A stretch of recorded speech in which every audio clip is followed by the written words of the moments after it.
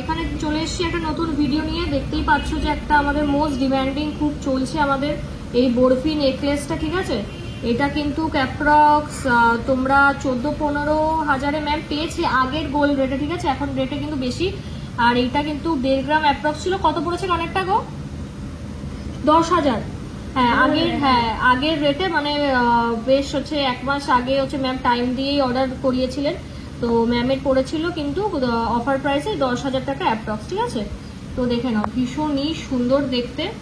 তো এটা কিন্তু দিমাপুর যাচ্ছে, নাগাল্যান্ড। আমার নাগাল্যান্ড থেকে বেশ অনেক কাস্টমার্সও আছে, মানে খুব সুন্দর একটি জায়গা। তো এই যে বরফি কানের হচ্ছে ম্যাচিং করে নিয়েছে ম্যাম, দেখতেই পাচ্ছ, খুব বিউটিফুল পিস।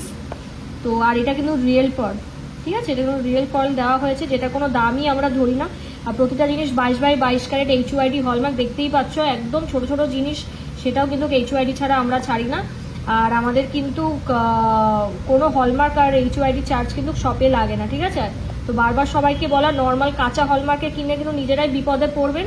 তো নিজেদের ভালোটা আমি বলবো অ্যাটলিস্ট ভাবা উচিত।